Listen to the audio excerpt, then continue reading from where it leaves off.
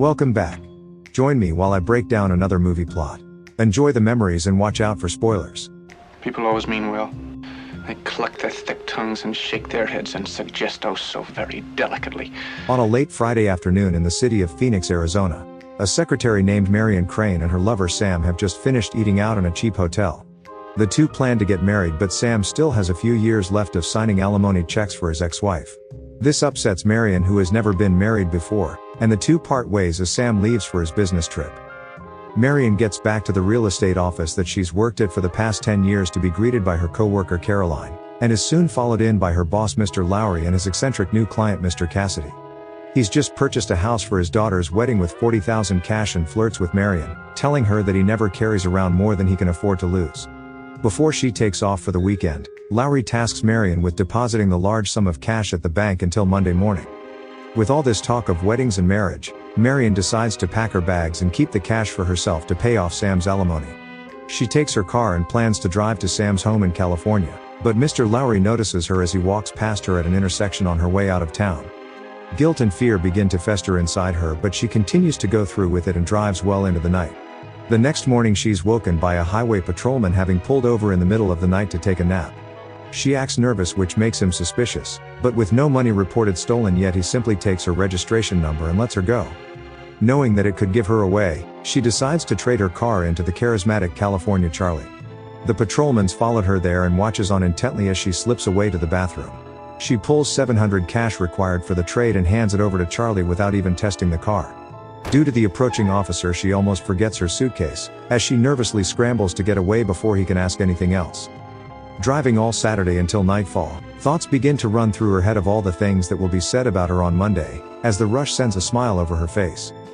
Unable to see the road due to heavy rain, she decides to pull over for the night at the first sign of shelter, the Bates Motel.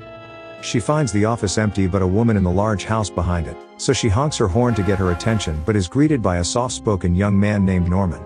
He tells her that no one ever stays there ever since they moved the highway, but she signs in under a fake name anyway, as it seems the perfect place to remain hidden. After first contemplating which room to put her in, Norman chooses cabin 1, claiming that it's closer should she need anything. With Marion feeling hungry in the nearest town 15 miles away, Norman invites the beautiful lady to have dinner with him, which she accepts. While he's up at the house fixing some supper for them, Marion wraps the money in newspaper and hides it in plain sight. She begins to hear shouting from the house, Norman's mother's low opinion of women and their exotic way of living. Mother demands that he stay away from them, but Norman yells at her to shut up. Upon returning with sandwiches and milk, Norman claims that Mother isn't quite herself and invites Marion to eat in the parlor behind the office. Though Norman doesn't partake and instead just sits there watching and talking. The parlor is filled with stuffed birds, which Norman says is the only animal he enjoys working on since they look passive anyway, though a hobby is meant to pass time, for Norman it fills it. When asked about friends, he simply says that a boy's best friend is his mother. Norman was only 5 when his father passed away and he took over duties caring for her, but talks about being trapped. Soon after though, she met a man who convinced her to build the motel with him.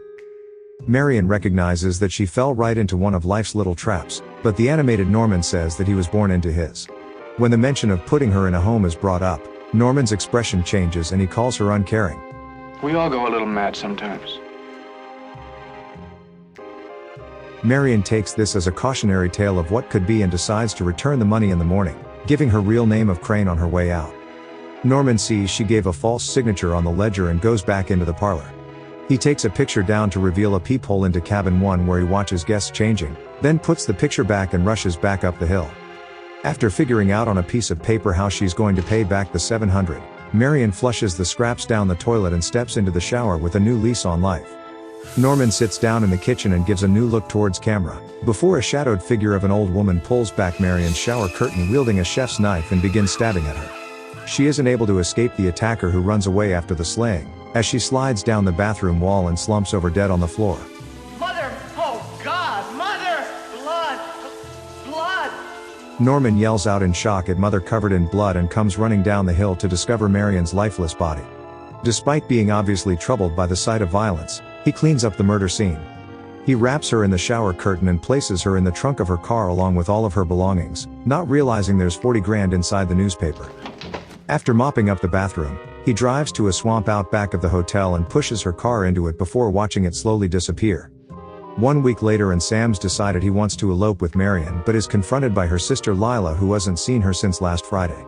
The in-your-face private investigator Milton enters shortly after, having been hired to recover the stolen money. Since Lowry spotted her heading out of town on Friday afternoon, Milton is convinced that Marion is just hiding out somewhere in town close to her boyfriend. After receiving nothing from them, he goes around town checking all the local hotels until eventually coming to the Bates Motel, which he says feels like it's hiding from the world. Norman greets him outside but says that there haven't been any guests at the motel in weeks. Looking into the registry, Milton discovers Norman's first lie when he sees the fake name written in Marion's own handwriting. Stammering over his words, Norman claims to now remember her and says that she spent the night but left early Sunday. Milton suspects that Marion is paying Bates for sanctuary and accompanies him to investigate the motel's 12 empty rooms. Sitting at the window is Mother, so Milton asks to question her but Norman refuses, claiming that she is an invalid and won't be of any help. When suggesting that Marion is using Norman like a white knight to protect her, Norman says that she may have fooled him but she didn't fool his mother. This makes him more determined to speak with her but Norman tells him to get a warrant. Milton goes to a payphone and calls Leigh to tell her about Marion staying at the Bates Motel's cabin 1. With something not feeling quite right about the place, he tells her that he's going back to speak with Norman's mother and that he will meet them in an hour. Norman's changing linen when Milton arrives back and the two miss each other. He finds the office empty and snoops around a bit before heading up to the house and walking straight inside. Milton heads up the stairs and just reaches the top, when he is suddenly set upon from Mother's room and slashed in the face. He falls back onto the floor and is jumped on and swiftly finished off.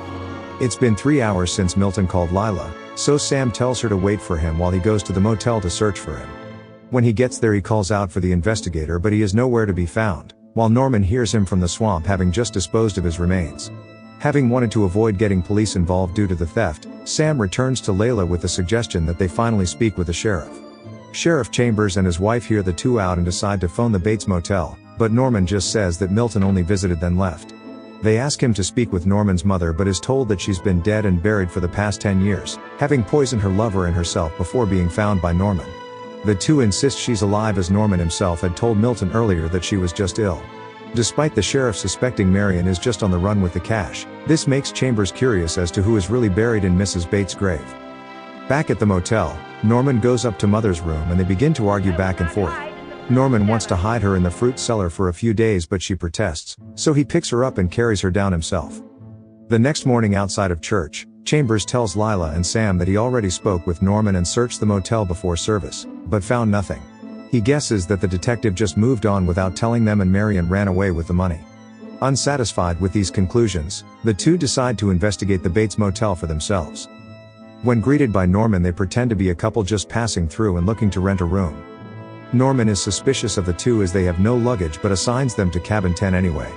While discussing what they're going to do next, Leigh suggests that Norman has taken the $40,000 to fund the failing hotel and plans to search cabin 1 for any clues. After waiting until the coast is clear, they take the key from the empty office and begin to search the room. Sam notices that the shower curtain's missing while Leigh finds a scrap of paper by the toilet with a number subtracted from 40,000.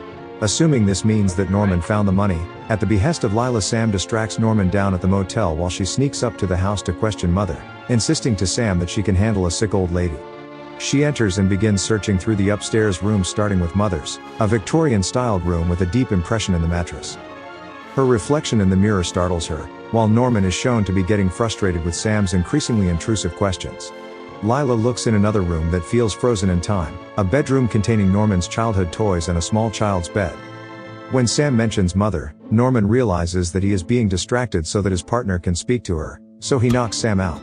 As Leigh is just coming down from the second floor, she sees Norman running up the hill and hides on the cellar steps to avoid him. Norman heads upstairs while Leigh decides to search the last unchecked room of the house, a fruit cellar situated at the rear of the basement. In it sits an old woman not replying to any of Leill's calls, so she taps her on the shoulder, revealing it to be the propped-up remains of Norman's dead mother. Leigh screams when suddenly a living mother enters with her chef's knife blocking the escape. Sam shows up in the nick of time and restrains the attacker as the wig falls off, revealing it to be an out-of-his-mind Norman. Later that night, a psychiatrist gets to the bottom of the whole story, but not from Norman, from Mother. After the death of Norman's father, his mother sheltered him away from the world as if no one else existed. When she took a lover, Norman felt he was being thrown away, so he poisoned them both. Consumed with guilt over the matricide, His mind erased the crime and split half of itself into the personality of mother to keep her alive. He dug up her corpse and wore her clothes to further the illusion. Since Norman was jealous of her lover, he assumed she would be the same of his, and killed anyone that he found attractive, including Marion and 2 women before her. At times he could be both personalities, during others mother would take over completely, meaning that he was never all Norman, but was often only mother. Norman would feel like he had just woken up and was disposing of the corpses simply out of loyalty to family. Having now been completely consumed by mother, the shell of Norman sits alone in a holding room while the voice of mother dominates his head. She feels bad about telling the police that her son committed the murders, but says that she needed to throw them off her trail. A fly climbs across Norman's hand as mother sits perfectly still, hoping to fool the police into thinking that she wouldn't even harm a fly.